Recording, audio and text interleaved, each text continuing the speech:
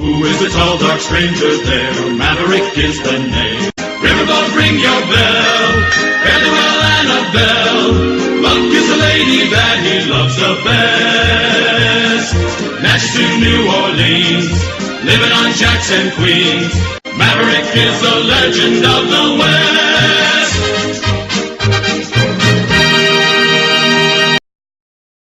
Greetings from beautiful Moorefield, West Virginia. I bring you in the unloading series of videos the treated lumber that I picked up from Tucker Lumber in Pageland, South Carolina. There's a fellow on a forklift unloading it off the side. It was brought to my attention by a couple viewers that they really appreciate these types of videos. Some people are looking for information on Maverick and trucking in general and are brand new to the industry and don't know anything about it. So I've been told that these are helpful.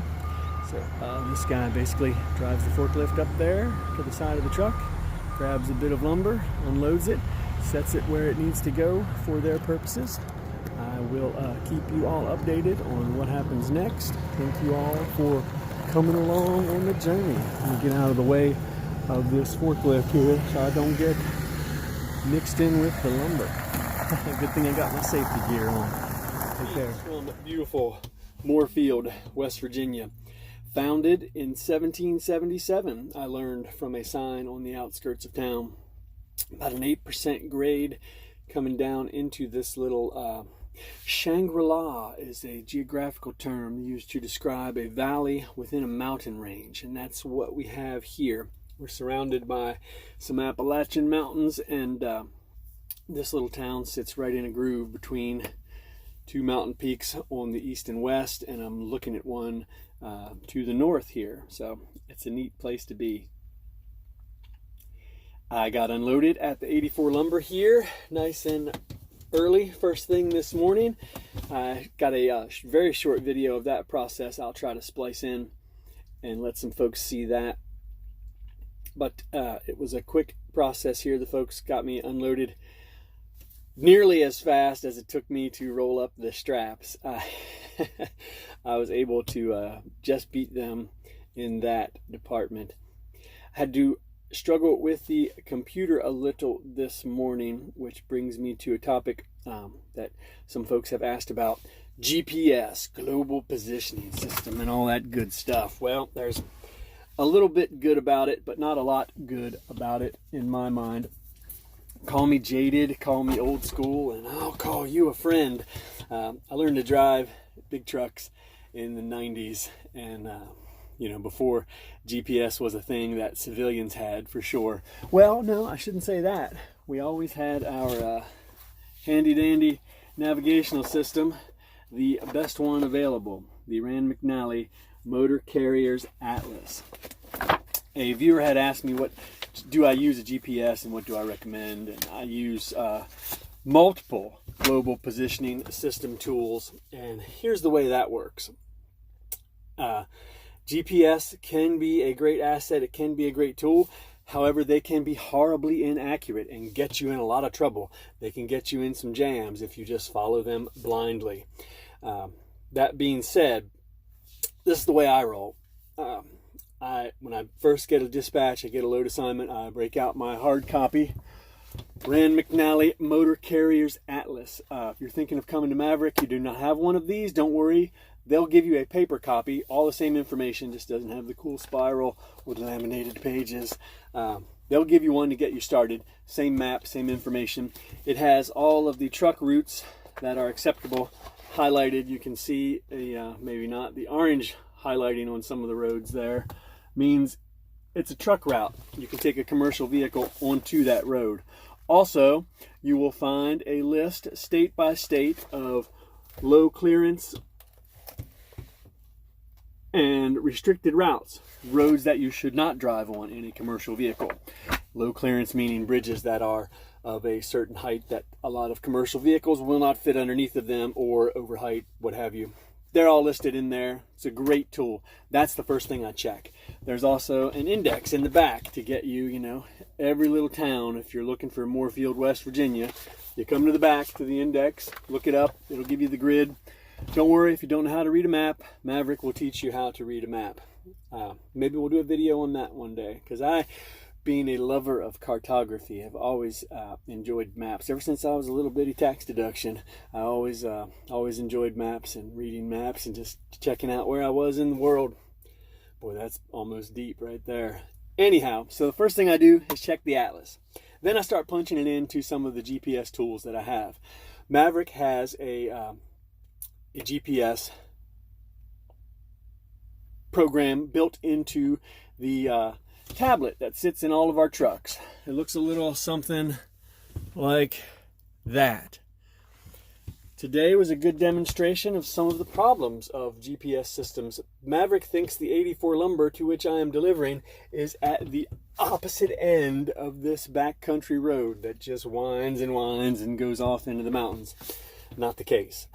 Fortunately, I did not follow that blindly and end up at the other end of this road. Who knows where that is? So that's a good example. There's some other examples. First thing I do is check the paper atlas. Then I start punching in the address to these various tools that I have. I also use a Garmin that I keep up here on the windshield, just so I can see it past the steering wheel, so I don't really have to take my eyes off the road to get those last little turns and such. That's a Garmin Diesel, D-E-Z-L 580 is the model. If you're going to buy a Garmin or something, make sure you get one that is truck specific. Garmin makes some just for cars. Don't get one of those. That'll get you in trouble. D-E-Z-L is the Garmin Diesel. Just remember it that way. My trainer had a Rand McNally, a big tablet. He had a lot of problems with the magnet mount on that, and it would cut out and go blank, and I was going to get a smaller Rand unit, but this Garmin was on sale when I got it, and it fits nicely where I wanted to put it. The Maverick GPS on the tablet is over here to my right, so I've got to physically turn my head to look at it while I'm driving. Didn't like that. They'll also speak to you and give you the turns and everything. But that being said, I also use some apps on my smartphone. I use Trucker Path is a good one, and then there's a couple other map apps that we shan't mention because we shan't supposed to use them, but just being a tool, if you're going to look at a map and then go back to your motor carrier atlas to check out the roads that whatever GPS is telling you should use, check them out in your atlas to make sure you can drive a commercial vehicle on them. Doesn't always mean it's going to be the best of roads, but you can kind of look. For instance, on this journey, both my Garmin and my co-pilot PeopleNet, the Maverick supplied GPS, wanted me to take US 33 getting off of 81st Street or Interstate 81, which would break a snake's back, looking at it on the map. For those of you that aren't aware, snakes don't have backbones. It would take a lot to break their back. And that's the way US 33 looks, twisting up through these mountains here. And I thought to myself, there's got to be a better road. And there was. Virginia and West Virginia 259 was a much better road. It just climbed up over the mountains and then went pretty much due north, right in the seam. Not a lot of twists, not a lot of turns. So I saw that on this little GPS map that shall remain nameless that you should never use when driving a big truck. And then I went to my motor carrier atlas and found, yes, that is an approved truck route. It's highlighted in orange. But just to be sure, let me look up and see if it's a restricted route. So I went to the index, wasn't restricted.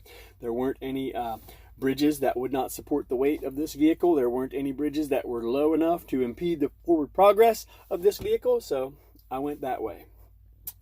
One of the disadvantages of GPS is people that just punch in the address and follow them blindly. Don't ever do that. Don't be so pressed for time that you need to do that. That will get you into trouble. So, recommendations for GPS? Yes, it's a great tool. I use them daily, multiple. I've got, at least 2, often 3 different things running at a time. But this is the default. This is what I start with. This is what I end with, because this will keep you out of trouble. GPS units, following them blindly will get you into trouble. Now you get into brands. There's 2 big ones really in the commercial vehicle world. You've got Garmin and Rand McNally, and if you ask 10 drivers on any given day, you'll get 5 that like this one, 5 that like the other one, or so. It's pretty much finding one that's got the features you want, the size you want, and just go with either Garmin or Rand McNally. with GPS. You don't need the giant big fancy tablet that they sell with all the displays and everything on that. That to me is just an impediment. I would have to put that so far away from the dashboard that I would be, you know, still having to turn my head.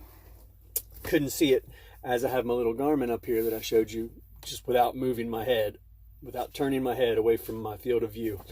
The best use of the GPS I found for me, like I say, I learned to drive back in the day when we didn't even have cell phones. We had pagers and payphones at all the truck stops. So GPS is great for getting those last few miles to your consignee or to your shipper. You know, the motor carrier atlas will get you to the town, and oftentimes you'll be able to find the road that your destination is on. Maybe, maybe not. So GPS are very useful for taking you those last few turns, getting you in to exactly where you need to go, because that kind of detail is not on the motor carrier atlas in many instances. So GPS is a great tool for that. It replaces what we used to hear back in the day 100 times a day.